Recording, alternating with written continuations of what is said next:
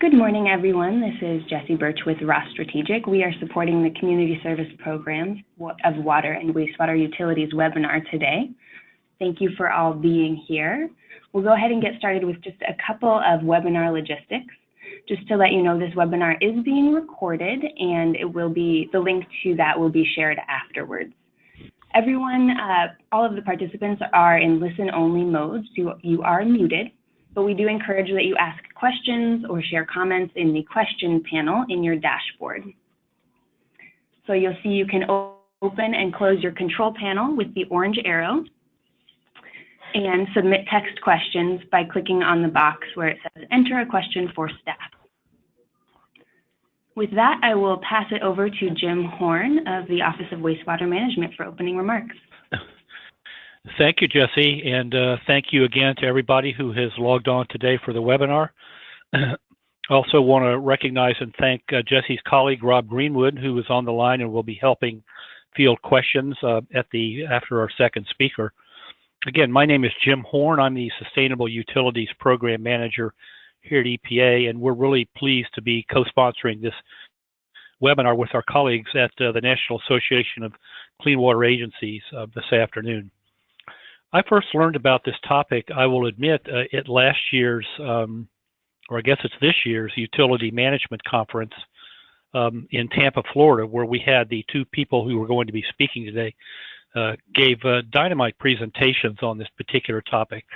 This was a utility leader forum that my office had sponsored, and I was so impressed with what I heard that I said, we've got to do something really to get all this great work that they're doing in front of a larger audience. So hopefully this is the first step in that direction. Certainly want to thank NACWA again for their leadership throughout, and it's been great to work with them, and we look forward to continuing to do that. We'd like to do these webinars on this particular topic about every 3 or 4 months. So Nathan Gardner-Andrews and I from NACWA will be working together to identify our next round of speakers, and so hopefully what you hear today you will like. I went back to the webinar announcement, the registration flyer, if you will, for the webinar, and I read it again, and it really crystallized, not just for me, but for EPA, why we think this is just such an important topic. It's clear that you folks that manage and work at water and wastewater utilities and many other people in the water sector bring enormous public health and environmental benefits to communities all over the country. You are really anchor institutions in your communities, and that's really an important role that you play. But the nature of utility management and the way I think leading utilities think is changing, and I think it's changing in a good way. What this webinar is designed to do is, again, highlight the value that utilities can bring to often low-income or otherwise challenged communities that they serve in terms of helping affect workforce-related issues, giving opportunities for people in the local community to begin to learn about and hopefully work in the water sector. But it goes beyond just sort of an altruistic standpoint in terms of helping low-income communities. I think what you'll hear today is this provides real benefits to the utilities themselves. As we all know, there's a huge workforce crisis in the water and wastewater sector. It's been that way for a number of years and will continue to be that. That's probably true in many other sectors as well. But EPA, NACWA, and other people are really beginning to band together and look at ways that we can all work together to help address what is an enormous workforce challenge all the way across from operators to utility executives. And so I think empowering and enabling people in low income or otherwise challenged communities that utilities serve to develop the kind of skills that will benefit the utility and the wider community at large is really important part of this whole community service ethic that is so important. And that's why basically we are so happy to be working with our partners at NACWA and with our two speakers today. So we're going to hear from two speakers, and these were two of the three speakers that spoke at the Utility Management Conference last year. Shannon Gordy is the Chief Executive Officer of Capital Region Water in Harrisburg, Pennsylvania, and Yolanda Manzone is the Director of Community Benefits for San Francisco Public Utilities Commission. Now, as I look at those two communities, and I've been in both, I would say they certainly share some common characteristics, but I can tell you they are very different in a lot of other ways, and I think both Yolanda and Shannon would agree. And so you'll hear perhaps slightly different perspectives, but all with the same goal in mind, to really build up the capacity of people in the local community, of people that are oftentimes challenged from a workforce standpoint, to really help the utility achieve its clean and safe water mission and help grow the community, make the community more sustainable, if you will, over the long term. So that's why we're so delighted they could join us today. The other thing I'd like to say with great pleasure is that at the Utility Management Conference in February 2018 in San Antonio, there will be another session on community service programs, similar to what was done earlier this year, but the proposal was just recently accepted. And so as the UMC 2018 program comes out in its final version, which shouldn't be too long, take a look at that if you're interested, and please join us for that session, which will be another opportunity to hear from people that are doing great things, but also engage with your colleagues who have an interest in this topic. So again, we see this as a topic that's going to be around for a while. Both of our organizations, EPA, NACWA, and others, are really interested in promoting this further, and we hope this webinar will be the first step in that direction. So again, thank you very much on behalf of EPA for joining today. It's a delight to have you. Let me turn it over now to my colleague and good friend Andy Cricken with the Camden County Municipal Utility Authority in Camden, which is, as Andy knows better than anybody, certainly a very challenged community, to talk about his interest in this topic and some of the work that he's beginning to start along these lines in his community. So Andy, it's a pleasure to have you on, and let me turn it over to you. Hello, Jim. Yeah, I'm here. Yep. Go ahead, you're on.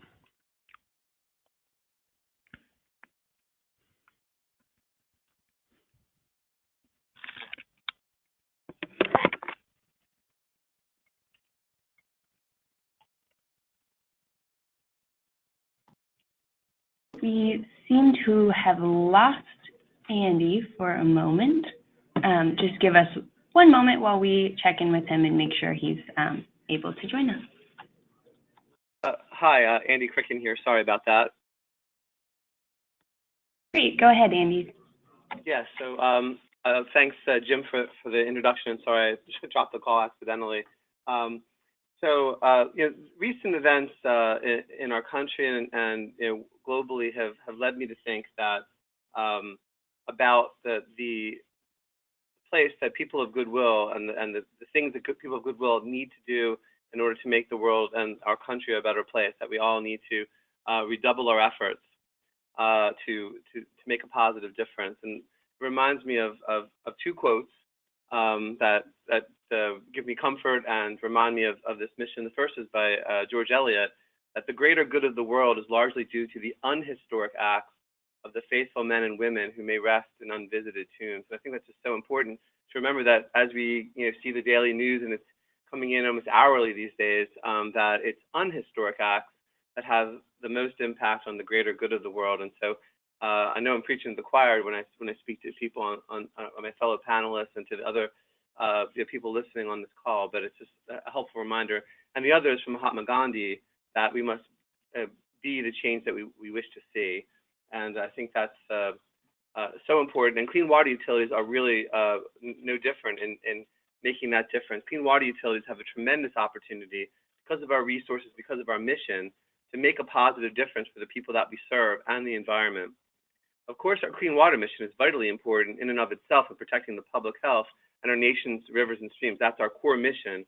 But we can, and many of us do, go above and beyond that core clean water mission to help our communities in a variety of important ways. The purpose of this webinar series is to spotlight those utilities, and more importantly, to encourage replication throughout our industry. Clean water utilities, as you'll hear, are doing all kinds of things: green infrastructure projects, green jobs, outreach, again and again, environmental education, and you'll hear two great examples of that later. That's also the same purpose of NACWA's Environmental Justice and Community Service Compendium, which compiles 14 case studies, including the 2 utilities you're about to hear from, of utilities making an important difference in their communities. And so I think you're going to really enjoy this webinar program.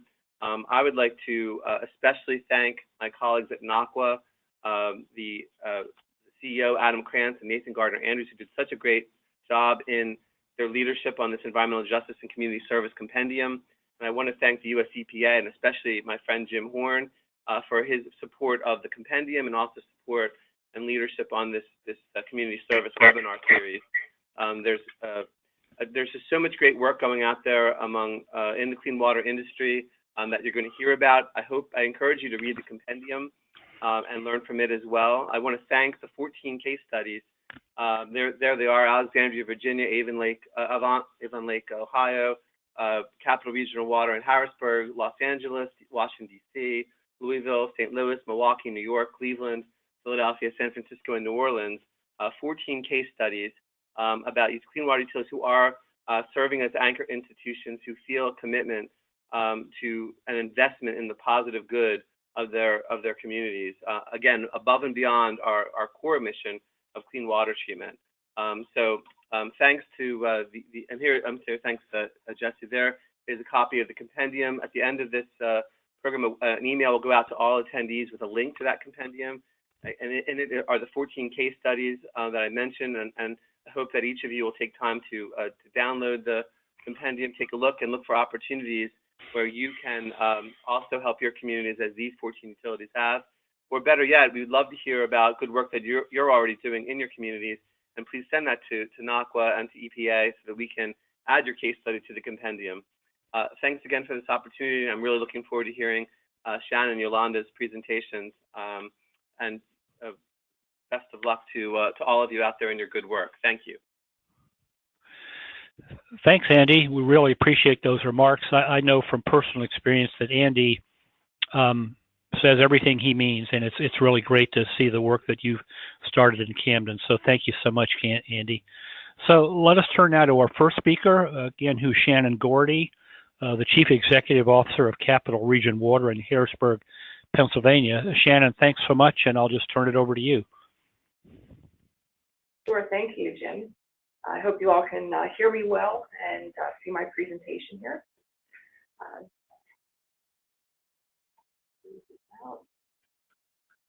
Okay. You can see your presentation. It looks great. Okay, fantastic. So as Jim mentioned, I'm CEO of Capital Region Water, but more importantly, I'm a resident of the city of Harrisburg and a customer of Capital Region Water. As I've been working here, it's been my honor over the last decade to work with the city's water and sewer system to transform the organization from one that was out of sight and out of mind to one that's gaining a reputation as a valuable community resource or an anchor institution, as we like to say.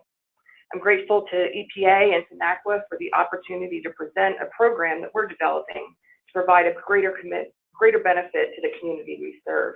I'm happy to see in the list of attendees, I've got friends and colleagues from the local area to ones all across the country. So I'm hopeful that this will be an inspiration to you as you work towards your program. So I started my career in the water industry based on a love of serving our community and the environment.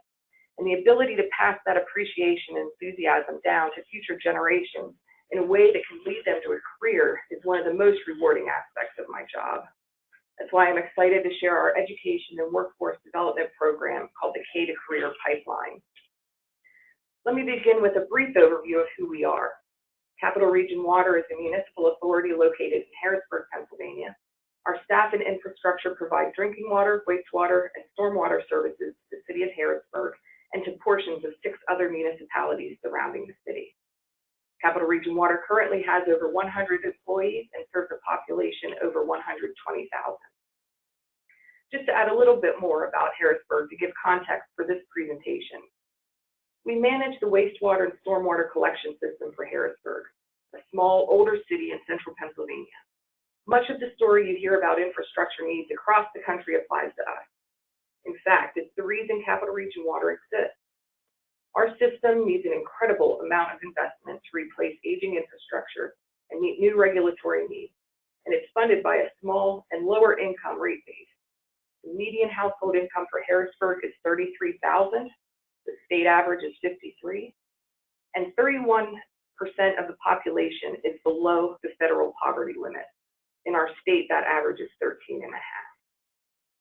Like so many great utilities across the country, we aspire to maximize the benefits of our investments for our most vulnerable populations. And that's one of our goals of the Create a Career Pipeline program. And why does Capital Region Water want to provide education to students and work with our local schools? Why do we want to hire locally? We want our community to be stewards of our environment and infrastructure, to be educated about what we do and what their water and sewer bills go towards, and to be aware of the great career opportunities available in the water industry and at Capital Region Water. With a mission devoted to customer satisfaction and stewardship of the community's water system from raindrop to river, that's trademarked by me, by the way, working on the legalities. Capital Region Water staff operates our system from the DeHart Dam to the water treatment facility and the 432 miles of pipe underground to the advanced wastewater treatment facility to public health and the environment, but we can't do it alone. We need to reach out to our communities, work with students and adults to develop and act upon a sense of stewardship of our community and water. The photograph you see here is a storm drain filled with plastic bottles. The litter causes street flooding, pollutes our local waterways, and costs our community money to clean and repair. The photo was in a local newspaper that showed one instance of street flooding we experienced this year. We've got a woman who is being a steward of her streets and cleaning out the stormwater inlet.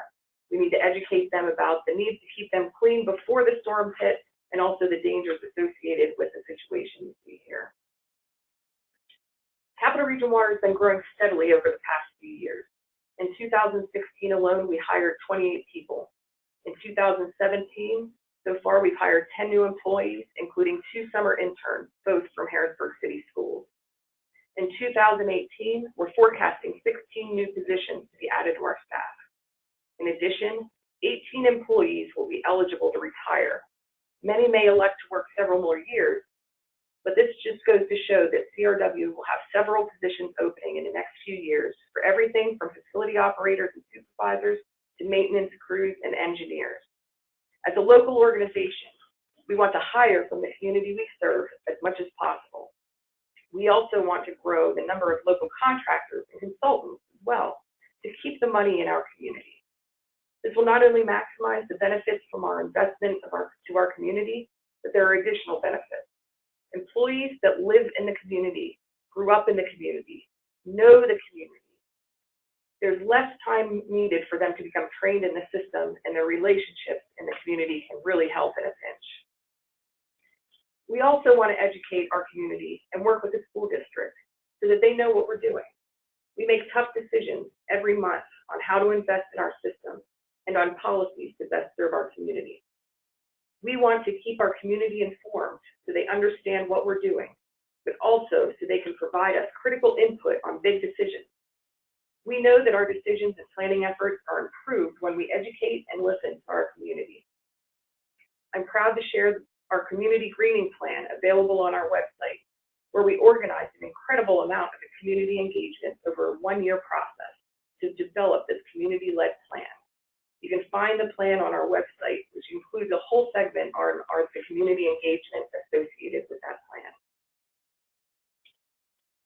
Business diversity is also important to us. Capital Region Water's service area and customers are culturally, socially, and economically diverse. We truly are a melting pot. We've recently adopted a business diversity program intended to increase participation in projects among minority, women, and other disadvantaged businesses, such as gay and lesbian and veteran-owned small businesses, to ensure that our contracting efforts reflect our community. We also work closely with the local small business community to develop capacity building programs designed to train these companies on how to perform CRW's future contracting work. This program currently requires certain participation levels of MWDBEs on our construction projects, but we're looking to expand it to our organization's procurement and hiring procedures as well. All of the inspiration that we've heard and been working on have been turned into a document that we're calling the K-to-Career Pipeline Program. We established an interdepartmental team that meets monthly to carry out the program component and to evaluate the performance of each component. Each program component has a target. For example, one component is facility tours, and our goal is to provide one facility tour per month.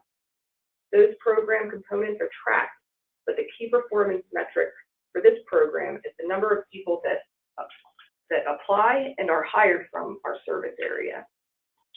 The program was based on our strategic plan that was developed in 2016. We try to focus all of our program activities in the various goal groups, such as public health and the environment, workforce, efficient use of resources, infrastructure stability, and the customers and stakeholders. An example of one of the project components is here. Last week I signed a grant agreement with the State Department of Environmental Protection to develop a school activity plan that will be part of this K-to-Career program. We want to use that to develop education and workforce pipeline with our partners. This is led by our community outreach manager. You'll see that each component has a timeline, a budget, a project description, a project lead, the resources that we need, and then a target. One of the other program components is to connect Harrisburg students and residents with workforce training and career opportunities by attending local job fairs by offering other training and educational opportunities. Since January of 2017, we've hosted 23 facility tours with 600 students and adults who've participated in, who've gone through the tours. We've organized or participated in 26 community events reaching 9,000 people. And in the summer of 2017, we partnered with the Harrisburg Housing Authority on their summer teens job program called the Environmental Teen Corps. Through this partnership, we were able to give facility tours to the 80 students participating, work with them to paint fire hydrants in our service area, and we held 4 panel discussions with Capital Region Water staff and wastewater and water certification educators. Other aspects and components include a community stewardship program that we're developing as part of our customers and stakeholders researching and planning projects. This is something that we're looking to our community to work with them to identify ways in which they can assist us. Some ideas include stormwater inlet adoption program. We also work with the local Clean and Green Harrisburg by sponsoring and holding monthly Stop the Drop or 2-minute Tuesday cleanup events, where we reduce litter and provide education about how litter impacts our sewer and stormwater systems. We also just held our 4th annual Conservation Carnival. This is held at an annual river festival where we use carnival games, fun carnival games like Plinko to describe the difference between combined sewer and separate sewer systems. We use a can talk game to talk about canning your grease before sending it down. We also have our tap water bar located there and at various events so that people can learn where their drinking water comes from, the work that goes into treating it, and the true value of it. It's amazing how many people have lived in the city their entire lives but have not drank the tap water because they thought it was bad. And the number of minds that we've changed, but the simple fact of having the tap water bar at these events is mind-blowing.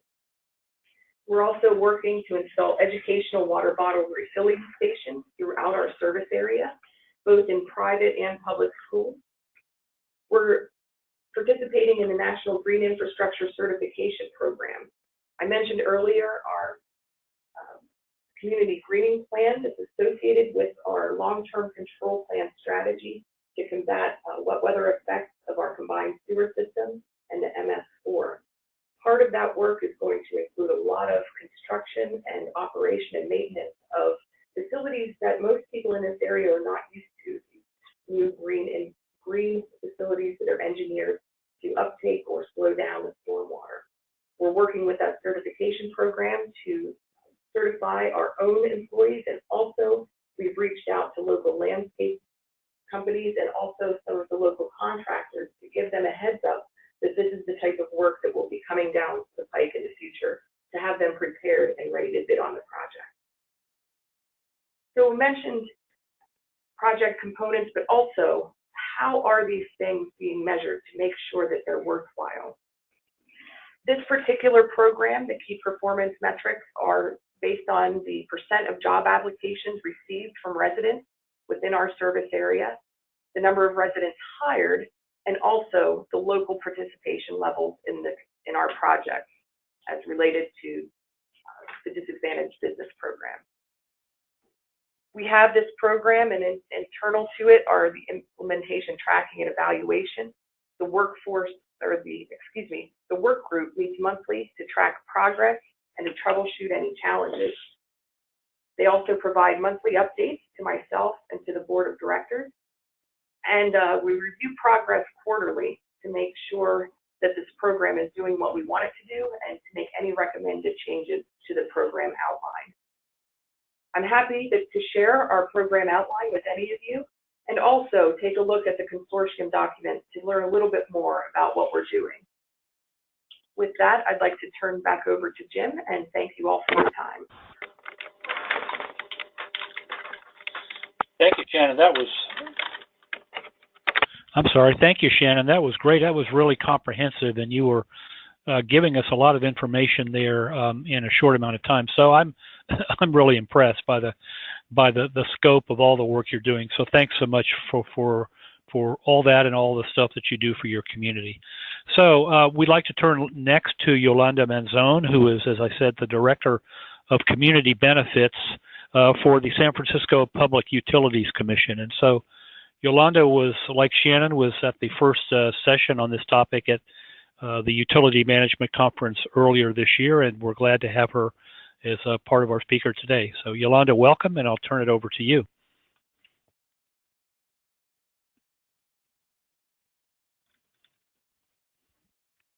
Hello.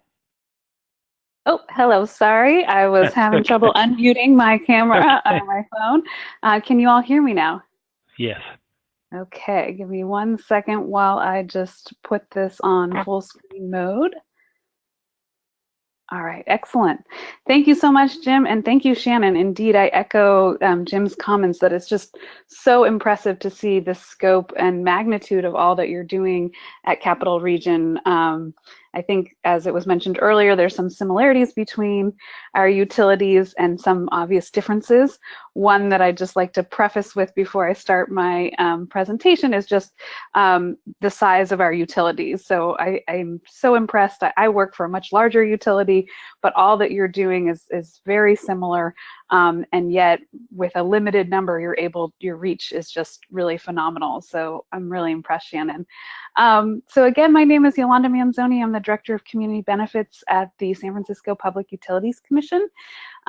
We are water, power, sewer for the city and county of San Francisco, and we actually provide retail drinking to 2.6 million customers in the Bay Area.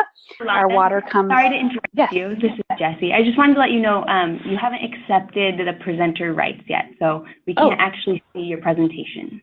Oh, well, that's a problem. Okay, let me take care of that. 1 second. Sorry to interrupt, but we want to be able to see what you're talking about. Absolutely. I was rolling through my slides. So I hit the change presenter button. Is that it? Let me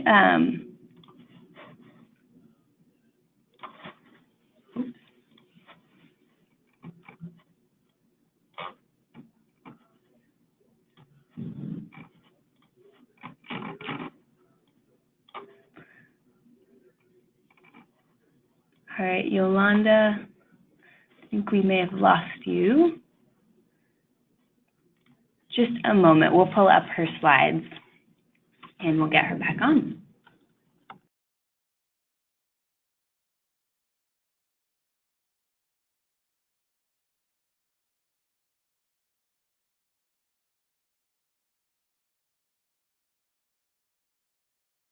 All right, we have Yolanda.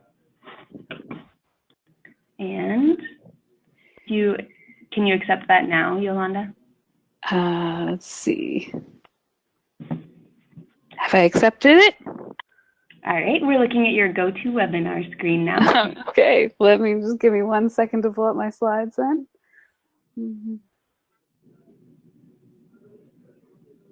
All right, now can you see them? Looks good, thank you. Okay. Apologies for 2 technical difficulties in a row. Hopefully the rest will go more smoothly, folks. So without repeating myself too much, I was just describing a little bit of the utility that I work for, the San Francisco Public Utilities Commission.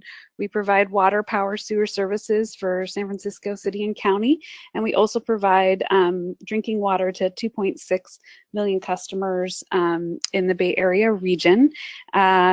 We get our water from Hetch Hetchy, which is up in the Yosemite Valley, and bring it about 167 miles down from Yosemite up the peninsula and into the city.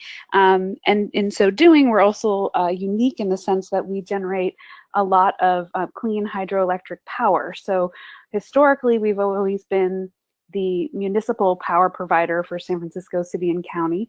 And recently, we've expanded that business line to offer residential retail clean energy called Clean Power SF, which is a consumer choice aggregation program here in San Francisco. So I want to recognize that we're a little unique in that not only do we provide water and wastewater services, but we also have a strong and growing power enterprise as well. I always like to start with the mission of what we do, as it was said earlier. Obviously, at our core, we're providing a fundamental environmental benefit to our city and our residents. But our mission statement I'm very proud of because, as you see on the screen, we are explicit that in providing these core services, we seek to do so in a manner that's really inclusive of our environmental and community interests.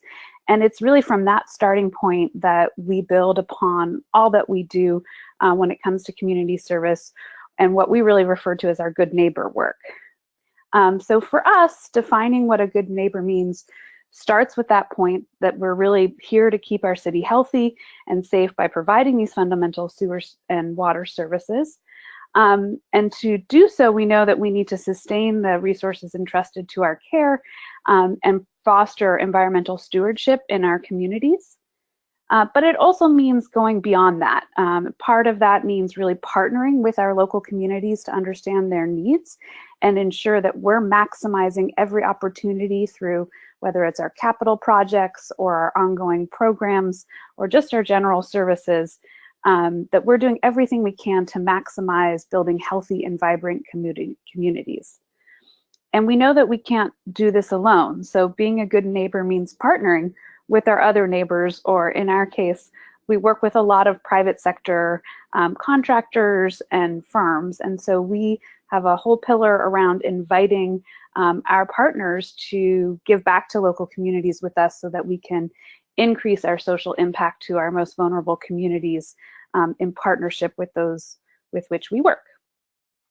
And really, as our general manager, Harlan Kelly, always says, this is simply in our DNA. This is who we are and how we do business. Part of what we do is just being a good neighbor. And so that's our starting point.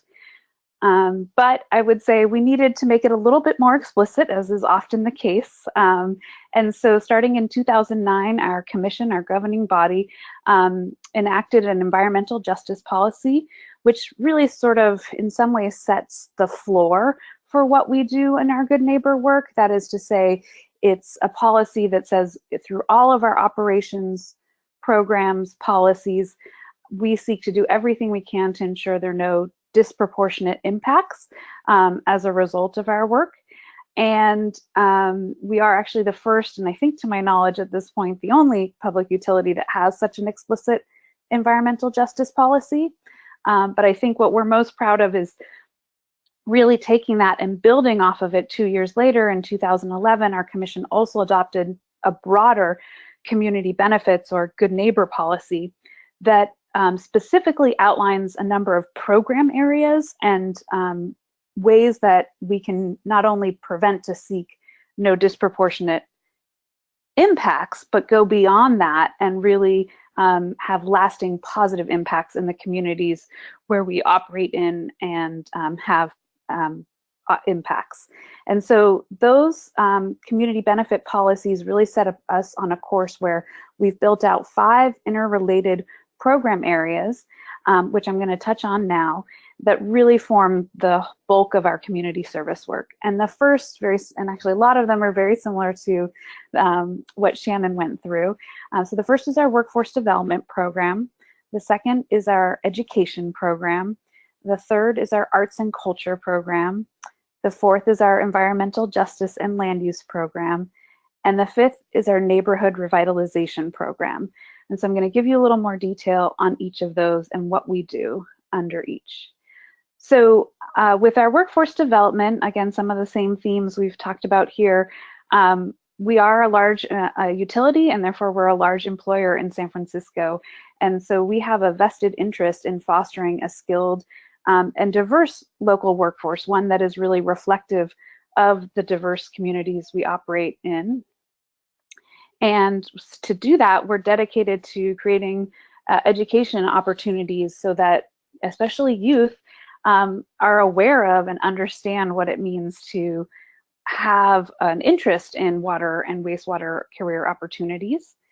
And we see this as a need because, as was I think mentioned earlier, there is a great turnover happening in our workforce.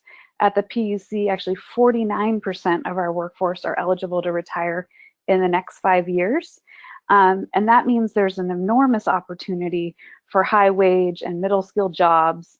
And even though San Francisco is a relatively prosperous area in the country, we are not immune to the disproportionality that you also see across the country. That is to say, there are many pockets of communities here in San Francisco that are not experiencing the wealth boom that the rest of the city is experiencing. And so we have an opportunity in those communities to really help address the high unemployment in our areas that relate to our work, and to do so in a way that really meets the needs of our agency so that we can continue to provide these fundamental water, power, sewer services. And so the focus of our workforce development programs under our community benefits team really do start with our youth programs. We know that in order to get folks trained and interested in jobs down the road, we need to start with them young. And what we do with our workforce development programs is we actually started initially focusing on summer internship programs. And in the last 2 years, we've realized that there's actually opportunities throughout the school year to continue engage with youth, again, ages typically from 14 to 25 years old, and increase both the learning and opportunities. So now we start to talk about the youth that we serve on an annual basis. And in this past year, we've served over 1,400 youth with internship and project learning opportunities. And some of the pie charts really just go to show you the diversity in which we seek to have representation across all of those youth internships. So not only do we have every single district in San Francisco represented, but on an ethnic basis, we really are seeking to make sure, again, that the youth we're bringing into the door every year to learn about what we do at the PUC and give them some workforce opportunities are reflective of our diverse communities here in San Francisco. But of course, as Shannon mentioned with her Kinder to Career strategy, which I'm happy to see is, I think, quickly becoming a term of art for our industry, you have to also start at the very beginning with very basic eco-literacy and education. And so we at the PUC are very committed to, as we say, sort of grooming or growing the next generation of environmental stewards who are really going to be entrusted to take care of our systems, whether that's working directly for our utility or just understanding, why it's important not to flush, something down the toilet that doesn't belong there, or why it's important to clean out catch basins. So we have a broad definition of environmental education that we undertake. And we also have a Kinder to Career strategy, as you can see from this slide, where we really focus on the younger years as that general environmental education. As we move to middle school and high school, we are focused on teaching STEM, science, technology, engineering, and math. And then as we move into the older years towards, high school, college, into 25, preparing those youth and young adults for success in careers in the water and wastewater industry. We have also built out an eco-literacy framework to help us organize this educational mission. And this is actually available online, and we can send the link around.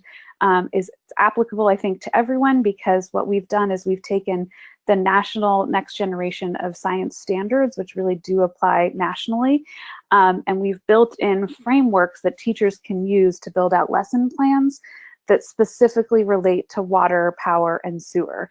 And so we really meant this to be a starting point and a tool for any educator to be able to pick up and apply in their classroom. It's a really wonderful resource guide for educators, and one, again, that is directly tied to water, power, sewer curriculum, what every child needs to know to understand the basics and then grow from there of what it is we do in the water and wastewater industries. But we also, as I said, take broader definition of education. So we work a lot in schools similar to Shannon, promoting, the safe and wonderful drinking water that we have here, tap water. And we do so through school presentations, and our main program is the installation of drink tap stations. So these are water bottle filling stations that go into all of our public schools, as well as parks and public spaces in San Francisco. And this map just sort of shows some of our more recent installations across San Francisco. And, you can just get a sense of the breadth that we're able to reach over 55,000 students annually in our school district through our drink tap programs, for example. Another program area that I mentioned earlier is how we engage around arts and culture. So in San Francisco, we do love our art here, and many years ago, our city passed an ordinance that really requires the PUC to commit 2% of any of our construction, above ground construction projects, towards public art enrichment funds. And what we do is we take those funds and we make sure that there are the environmental or eco-literacy learning objectives that we care to promote integrated into the artworks that then we fund throughout the city. So again, really working to align these kinds of public investments with our mission at the PUC of Water, Power, Sewer, so that we're really maximizing that opportunity for broad education and engagement with our community. And then the slide just also shows we partner a lot with local artists to do things like, this is a little bit of a mural on the sidewalk, actually, to show going beyond the no dumping sign within our catch basin, why it's important to not litter and throw things down there. And those were installed throughout our southeast neighborhoods.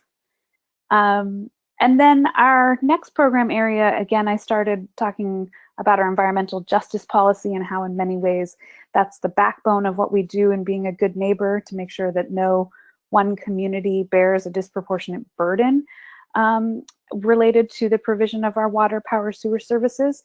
But we really seek to take a proactive stance in supporting healthy communities by engaging with local community leaders and residents to understand their needs and see where there's a nexus or connection with our work and how we can help to improve for them. And one example of this is we recently did a proactive environmental justice analysis for our largest ongoing capital project. We're in the process of rebuilding our sewer system here in San Francisco. We have, like many old cities in the country, we have an aged combined sewer system. And we're undertaking a $2 billion up first phase overhaul of that sewer system. And a majority of those funds are really being dedicated to the rebuilding of our biodigester facilities at our largest sewage treatment plant. And under California law, our California Environmental Quality Act, issues of environmental justice are not per se well addressed. We know under the national law, we have to look at, under NEPA, issues of environmental justice to some extent. But what we wanted to do here was really go above and beyond both of those sort of legal requirements and actually look at these issues proactively by partnering with our community. They really told us what they wanted to look at under the banner of environmental justice. And then what we did was we compared over 60 indicators of environmental justice for the local community. And we looked at, of those that have disproportionate impact, how many have a relationship to our ongoing capital project, the rebuilding of the biosolids facilities, and how can we positively move the needle on those issues. And then the results of that analysis directly informed project decisions relating to things, like you would expect with air quality, but also, how we were just redesigning our campus and to improve pedestrian and bicycle access, for example, more greening of the street trees and plantings, really taking a robust analysis and having that translate into how we designed our project from the outset. We also work a lot with our communities to do things through grant projects with nonprofits.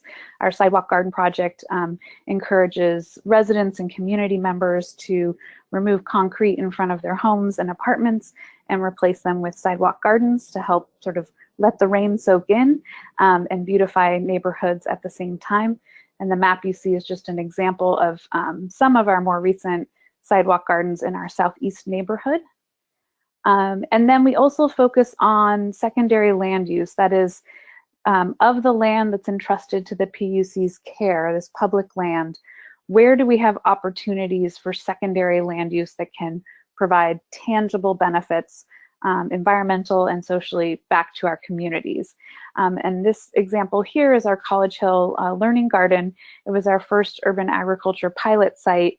As you can see, it's adjacent to a drinking water reservoir here in San Francisco that's actually named College Hill, hence the name of the garden, although we like that it has this sort of tie into the eco-literacy and promotion of college as well.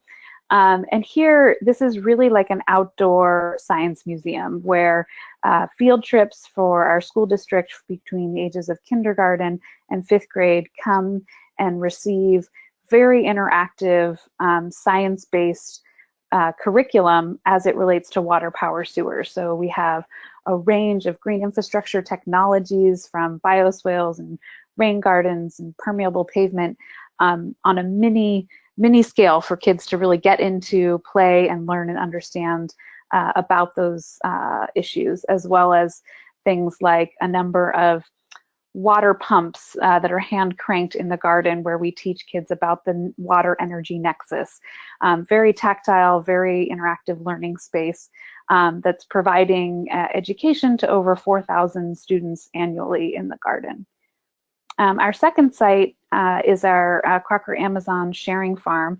And I'm realizing that at least on my screen, the rendering isn't showing too well, so I apologize. We actually are just finishing up construction on this site this week, but it is more of a communally managed sharing farm where the focus of this is really going to be youth entrepreneurial development. So it's going to be run and operated by a nonprofit organization that works with local youth to teach them leadership skills around environmental justice.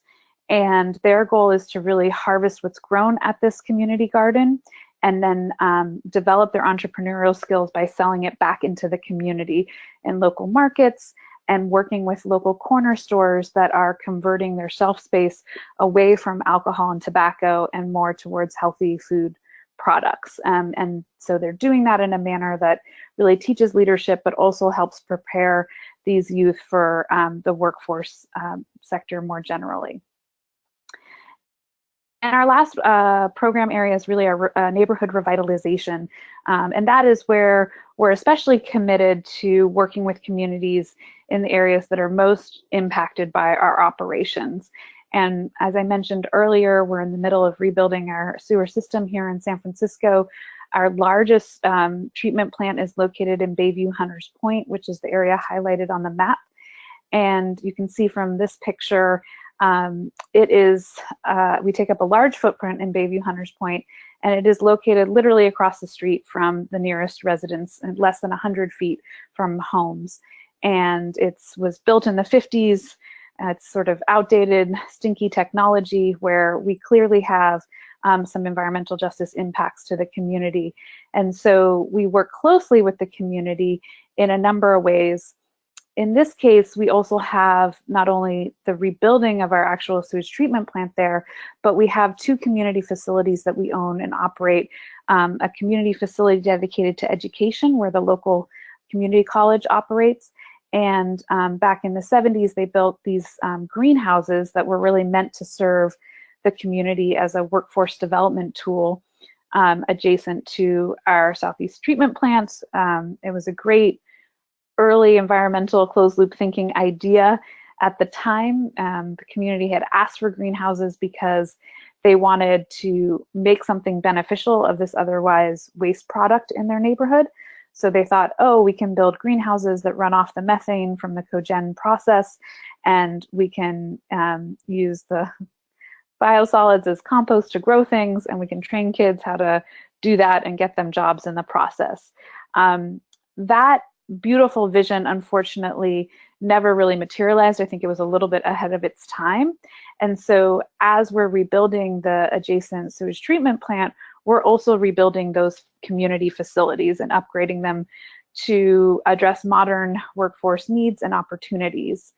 And this is just a photo of the community college and our educational facility that we're in the process of rebuilding. And just to give you a flavor of sort of the reach and intensity with which we do all of our community engagement, when it came to deciding on how to rebuild these community facilities, we did an extensive over 6-month community engagement process where in that local community, we knocked on over 2,400 doors. We hosted, hundreds of meetings, focus groups, all these social media impacts, but really we're able to reach a broad sector of that community to get input on how best to rebuild these facilities for that community. And so that's something we're very proud of. And we seek, again, just part of our DNA, how we do community engagement at the PUC. And we really believe that, being a good neighbor in these ways is the best way for any utility to do business, that we get a return on our investment by maximizing these opportunities for our local communities. And if you're interested in learning more, we have some fun interactive presentations and videos on our website. And I do encourage folks to also go, if they're interested in download our Big Ideas Eco-Literacy Framework that really is applicable anywhere you are in the US. And with that, I think I'll turn it back over to Jim.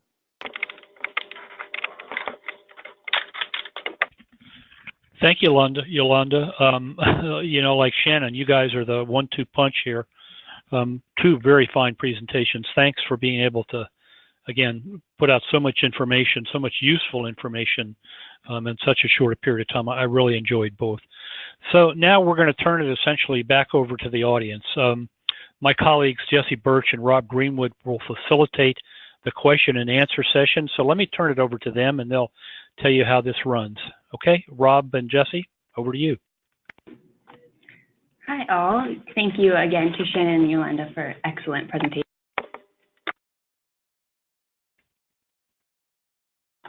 We have a few questions that have come in through the chat. And once again, if you missed that at the beginning, you can open and close your control panel using the orange button here and submit your text questions by entering a question for staff in the chat function here. So we'll go ahead and start with a few questions that have come in, and feel free to continue submitting those questions throughout, and we will take those as they come in. Rob? Yeah, great. Thanks, Jesse. And again, we'll continue to monitor the questions. So Yolanda and Shannon, 3 questions that I've got here. And I'll have both of you answer them since I think they apply equally.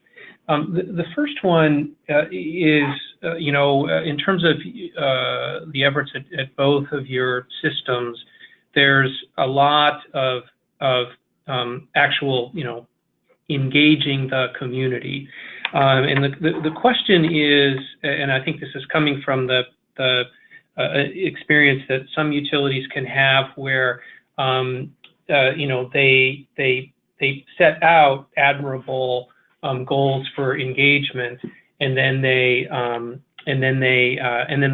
find it difficulty to, get people to come to meetings or whatever it might be. So the question really here is, when you've set out to actually go listen to the community, engage with the community, where have you found the most success? What have been the techniques you've used that have actually generated interest from the community and supported the engagement that you hope to have? So maybe, Yolanda, if I could start with you first, and then Shannon, turn to you second. Sure, absolutely. It's a great question. And I think, of course, the underpinning of my answer is starting with the basic notion of trying to meet communities where they're at.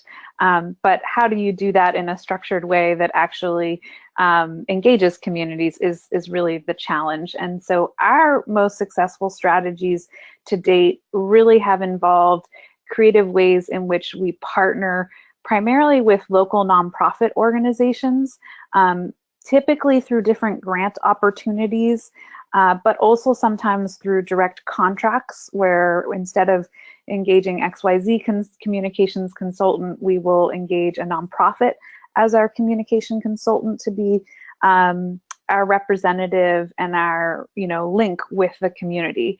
And so let me give you a few examples of that. On the granting side, I mentioned our Sidewalk Garden project where we grant to a couple different nonprofits that work on urban greening projects. And as we do that, we also fold into those grant deliverables milestones around community education. Who is the PUC? What is it that we do? Where does their water come from? What does it mean to have a combined sewer? Those kinds of things. And then we are able to leverage the communities that they and the neighbors, frankly, that they work with on installing these sidewalk gardens, so that when we do have questions or want to have a community meeting, we have already cultivated a group of interested and engaged stakeholders. And then we work with that nonprofit to set up the meeting as sort of, again, our ambassador or liaison to the community. And we found that that really has made a huge difference in not just the turnout at meetings, but also the level of knowledge and interest that we see from our local community residents. Another way we've done it, I think, very successfully on the workforce development side is when I mentioned that we serve 1,400 interns annually, a number of those come through partnerships, again, with local nonprofits who are already running workforce development programs throughout the city and throughout the year. So they may have their existing internship programs, and what we do is we grant them additional funds to ensure that they do project service learning components of their internship that relate back to the PUC and water, power, sewer. So for example, last year when we were still at the tail end of a massive drought here in the West, water conservation and drought was top of the mind for everyone. And so we had a number of those 1,400 youth really focused not only on their internship and opportunities and insofar as they're learning what it means to be working in an office and showing up to work every day, but they also had to do above and beyond that a service learning project that related to the drought. And a lot of them, being youth, took that in the direction of things like a social media campaign or a rap video or various things where they're then peer-to-peer teaching other youth and other residents what these issues really are about and the significance to them. And so by engaging primarily through these local nonprofits, we're able to reach communities in a very different way than if we just said, hey, we're having a community meeting, why don't you come out at 5 p.m. on a Wednesday afternoon or something like that. And so that's been, I think, our most successful strategy to date, is really based on partnerships. Great. Yolanda, thank you. Shannon, same question to you. I would have a very much the same answer. Partnerships are the key. One of the ways that Capital Region Water has begun to cultivate those partnerships is through the establishment of our community ambassadors. This is a group of, depending on the month, anywhere between 20 to 30 identified members of our community who have shown an interest. They meet, they discuss the items that Capital Region Water is working on. We talk to them about how best to get out into their particular neighborhoods. And really, we've got a much smaller geographic area, smaller population to reach, but I doubt that we have any less different ideas on how to reach customers in different areas. Different populations, of course, have different means that they like to receive their information. Barbershops, a lot of folks go to their local barbershops and the library system, community events, and outposts, but you can't hit everybody with using just one strategy. So that's been very helpful for us to engage people from our community to tell us how their neighbors and friends are best reached. I also echo Yolanda's mention about meeting people where they are. We have monthly meetings. They're open to the public. I don't know that the 10 years I've been here, we've received more than a handful of customers come into those meetings. So they're not coming to us. We have had a few successful events where we found that if you have music and food, people will come. So that was one of the things that we learned, have food available and you'll get a little bit more participation. And one of the events that I'm most proud of is our Conservation Carnival, which is, as I mentioned, that time where we engage thousands of people from the region about these issues in a fun way.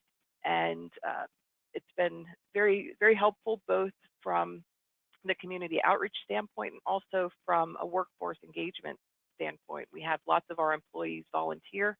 They get a sense of pride in what they're doing and see how the work that they do on a regular basis really impacts the community. And that's been very successful.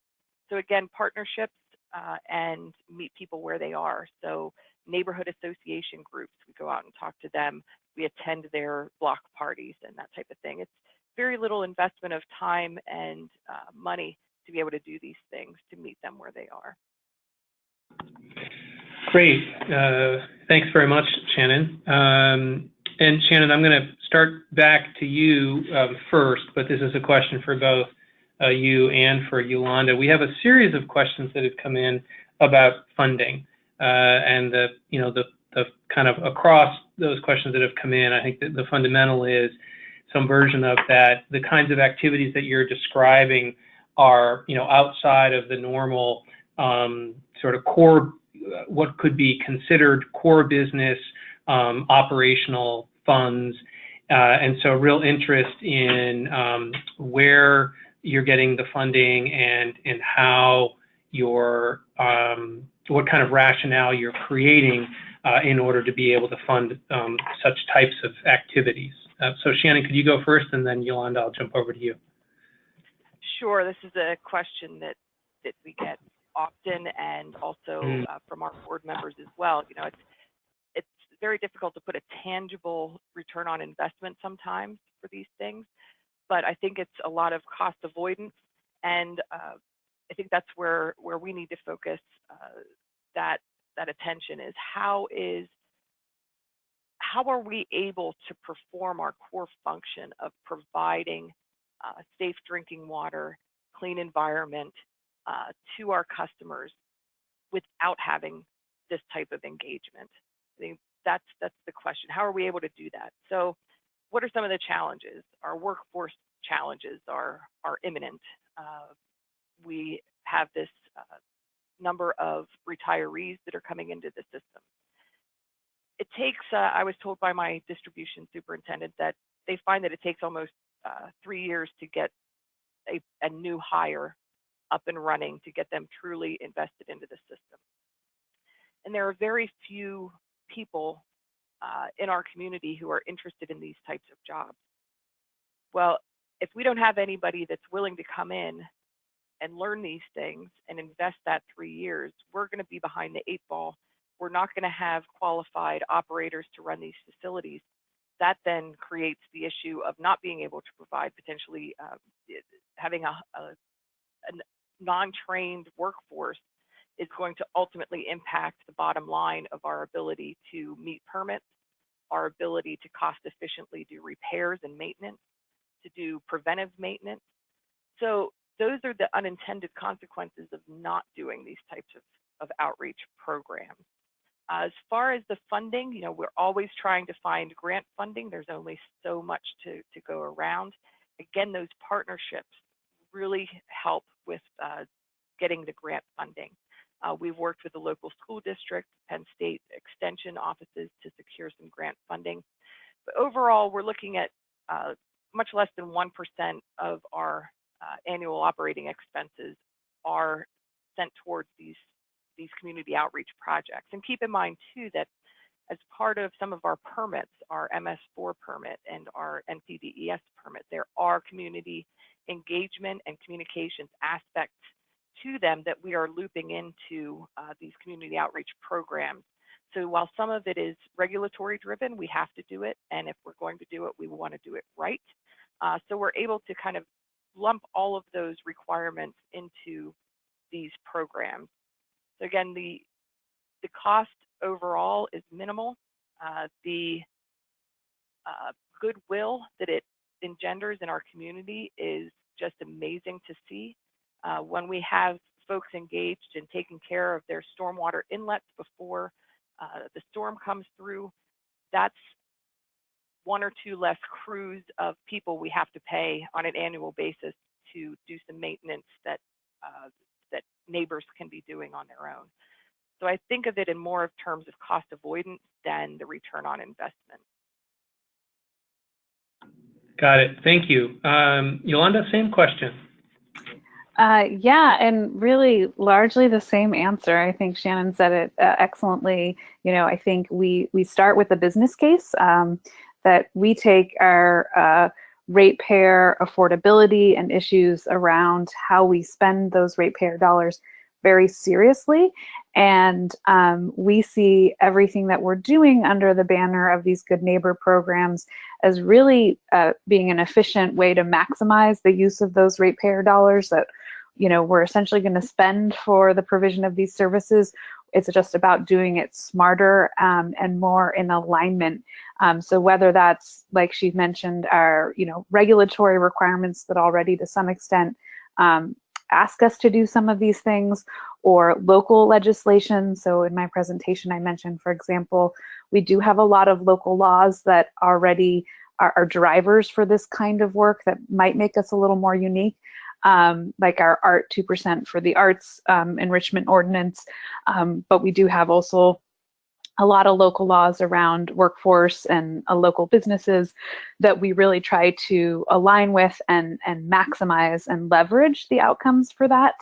And then where we sort of go through a hierarchy, right, from like regulatory drivers and to local policies, our commission policies, so having the enabling legislation from our own governing body, our commission around our community benefits, environmental justice policy helps us tremendously justify when we're spending you know, funds in these areas. And then the business case that we integrate into, like I said, starting with our mission statement of how we're choosing to do business because we see that value. And then things like our strategic plan. So we know that we would have and are facing a hiring cliff, if you will, because of the turnover that we're facing, and that we have to be doing stuff to create this pipeline of qualified and talented people to come over and take these jobs to be able to continue to provide the services that we do provide. And so we sort of go through from there. And I think at the end of the day, interestingly, much like Shannon's, all of this is less than, actually in our case, less than half of 1% of our overall operating budget. So in the scheme of things, we're able to do a lot at a very relative cost that is affordable and doesn't really have tremendous impacts to our ratepayers, but the benefits that we're able to deliver are so much more tangible when you're out there in the community. So I think, that thus far, that's how we've really been able to justify the spending for these types of programs. Great. Thanks to both of you, and great answers on that. So I have another question that goes to both of you, and then I have a question that Shannon is going to be specific to you, although Yolanda, you may have some thoughts about it. So let me again ask the question that goes to both of you.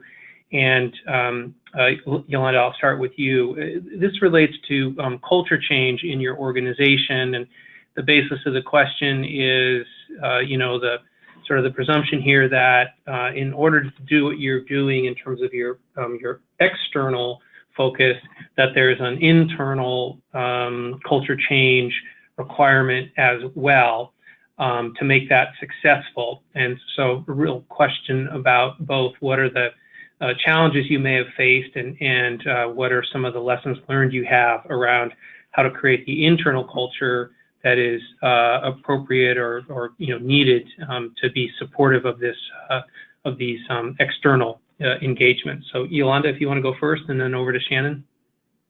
Sure, absolutely, and it's a great question because it's absolutely true. And I think for us at the PUC, it started with sort of being explicit and acknowledging that we did have internal work to do in terms of our culture to create a little bit of a shift to have folks at all levels understand, I would say, first and foremost, the concepts we're talking about and what it is we're trying to do, and then embrace them. And so just by way of example, when I started at the PUC about 5 years ago, it was shortly after this environmental justice policy had passed. And my specific role when I first started was to figure out how to implement this policy in a way that had meaning and that would have the outcomes that the positive outcomes we were looking for. And, I started with basic interviews of a number of key internal stakeholders to understand, where their heads were at, whether that was senior management or down to our engineers and our project managers. And I noticed that a lot of people sort of were uncomfortable with the term environmental justice just out of the gate. Either they knew what it was and thought I was saying they had done something wrong personally, when everyone at the PUC really is there because they want to do good. They see the role that we're providing with water, power, sewer services as a fundamental benefit. Or maybe they were uncomfortable because they didn't really understand what it meant, because I had a number of engineers saying, I'm just building a pipe. What are you talking about, right? And so, just to starting point, we had to acknowledge that there was some internal learning and training that we had to do to get people to understand the concepts, get comfortable with them, and then be able to move from there towards the culture shift that we were looking for to deliver those external outcomes. And I'm really proud to say that in so doing, we've implemented some staff trainings.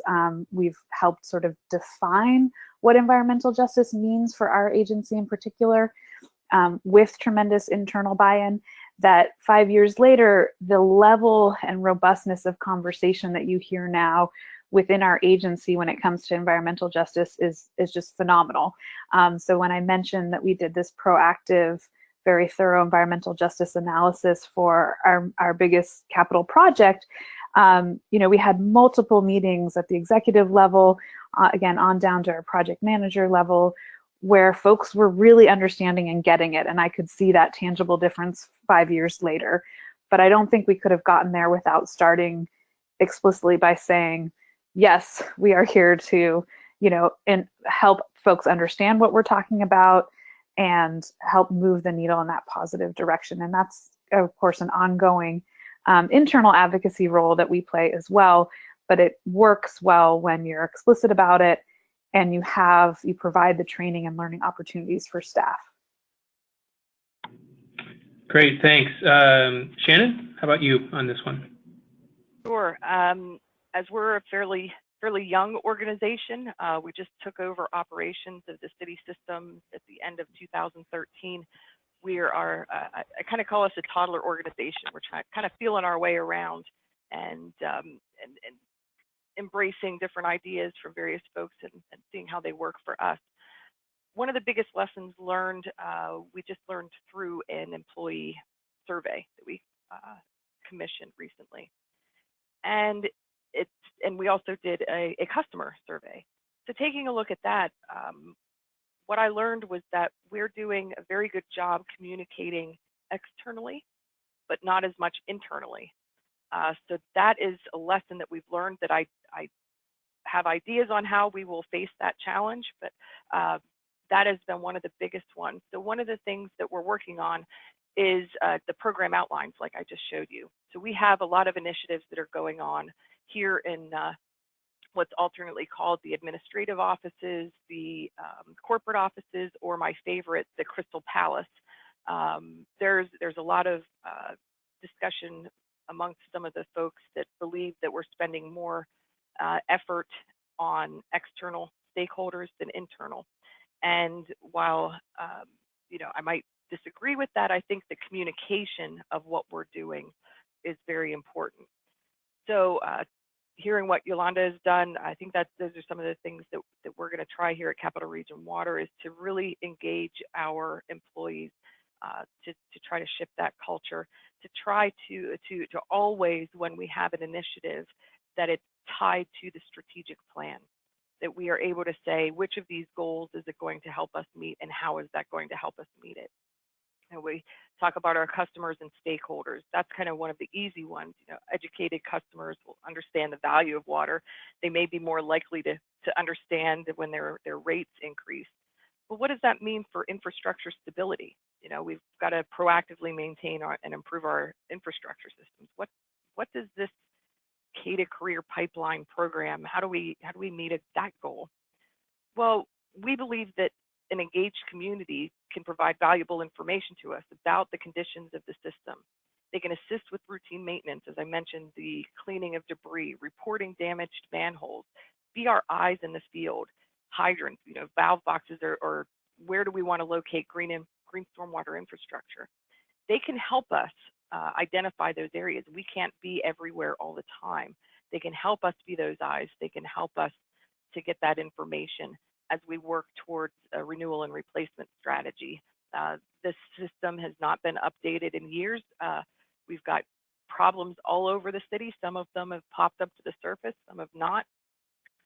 So everything we do has to tie in together to that ultimate baseline of what we're trying to do, which is to be stewards of our community's water system. We are a community water system, and I firmly believe that the community needs to be a part of that.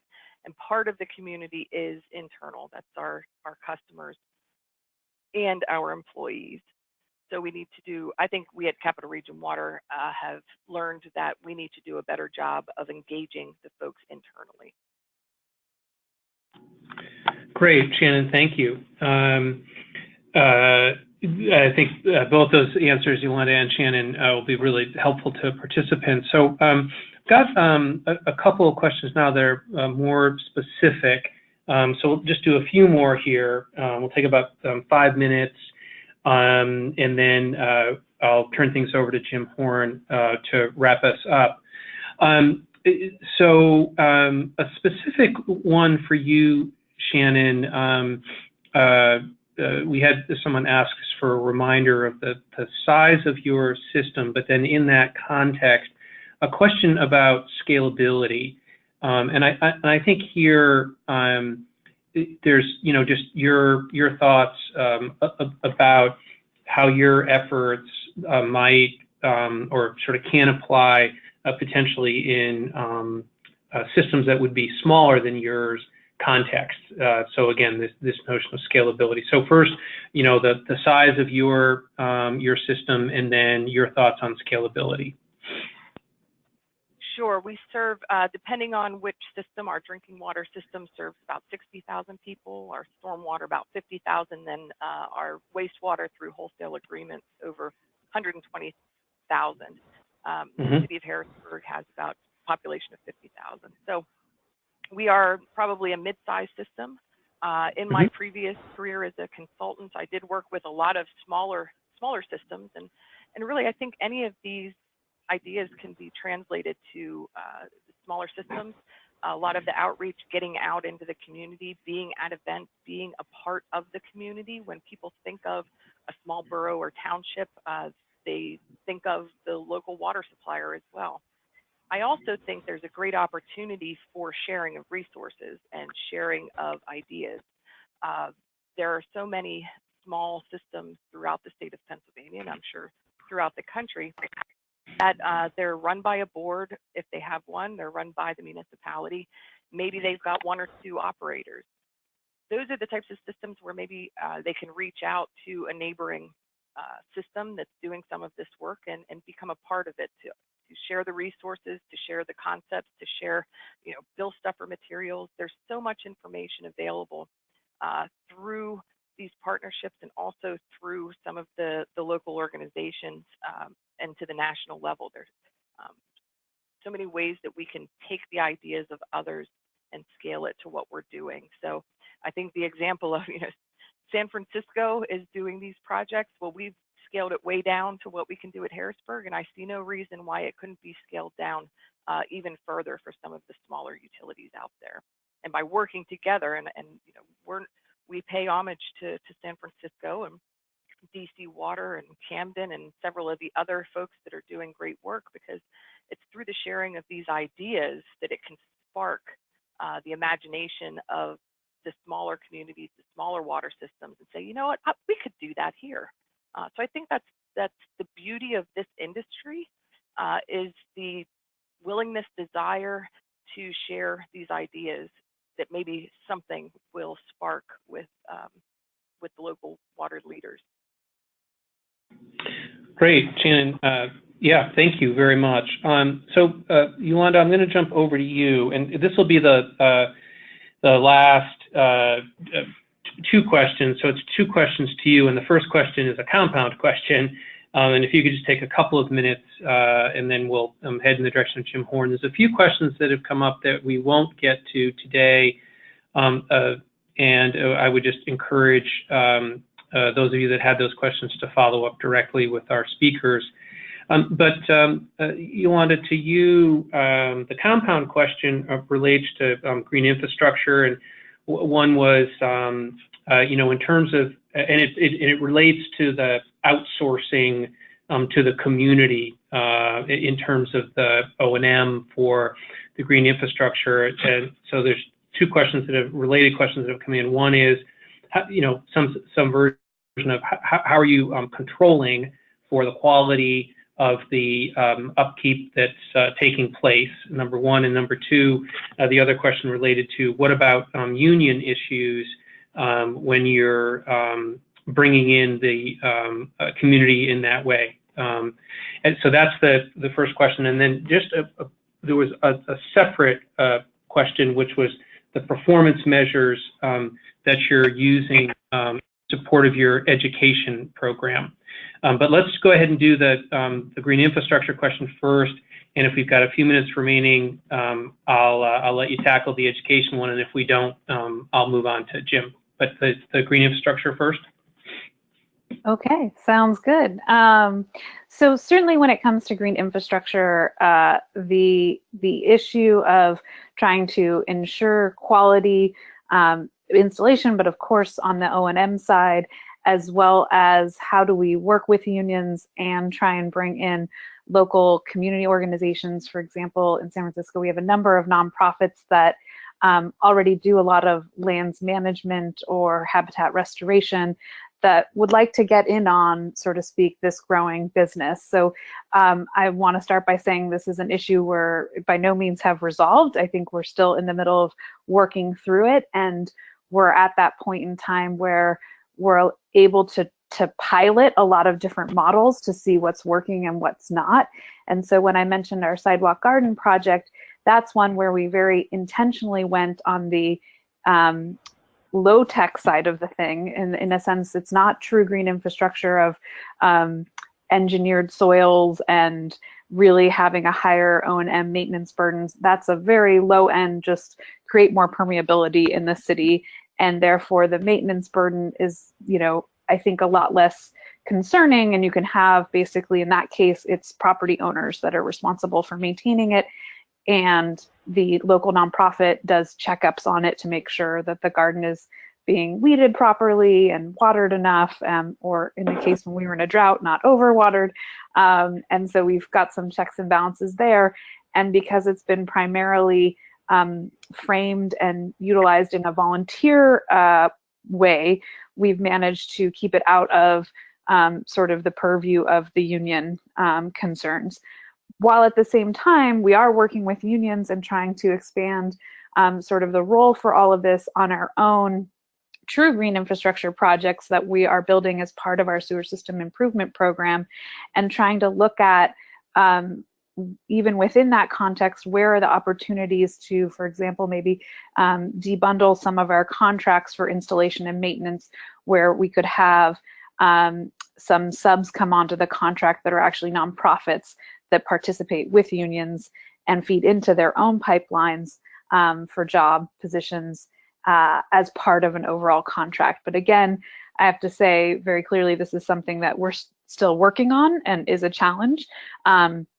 But we recognize that there's an opportunity, and there's also opportunity beyond just the green infrastructure that we as an agency are installing, to the extent that we have a stormwater management ordinance that applies to all development in San Francisco over a certain amount of square feet, that is creating a private market for green infrastructure as well. So we work on a partnership basis to also understand how local nonprofits and unions can connect more broadly to that other world of green infrastructure that is in our private development sector and not per se on PUC land or controlled by the PUC. So I think that that's, really the most I can say about it for now. Like, stay tuned. I think it's unfolding across the country of how this will work. And if anyone has great ideas, I'm always open to hearing them and working on them, because we do see the opportunity, but at this point, it's still evolving. Do I have a second to talk about the education metrics? No. We don't. No worries. Yeah, we're down to just 2 minutes here before we need to wrap up.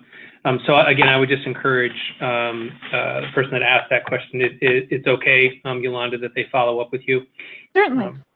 Yeah. Okay. Terrific. So I'd like to just say thank you to both Yolanda and Shannon for great presentations and then engaging in this dialogue. Jim Horn, let me go ahead and turn things over to you to wrap us up. We've got about a minute and a half here remaining. Okay, I won't take that long, Rob. Thank you. But just to echo Rob's comments, this is a dynamite presentations and a really fine Q&A session. So thank you so much to everybody. I really enjoyed it, and I mean that entirely sincerely. Such detailed responses and such really comprehensive programs. I really appreciated both of you responding to what I might call the, curmudgeonly board member type question, like, why are you wasting time on this? Isn't our job to treat wastewater and discharge it? I mean, I thought the responses about the way it benefits the organization to meet its core mission were so convincing that I just thought that added a very nice touch to both presentations. So again, thank you very much. We again hope to do these webinars on a quarterly basis, and based on the compendium that Andy described, I think we've got a lot of good candidate organizations to choose from. So I encourage everybody to take a look at the presentations and if send them on to your colleagues who weren't able to join us today. And we look forward to seeing you hopefully at the Utility Management Conference early next year, where there will be a more detailed, very engaging session around this topic as well. So again, on behalf of EPA, thanks so much, and thanks to our partners at NACWA, and everyone have a great rest of the day. Thank you.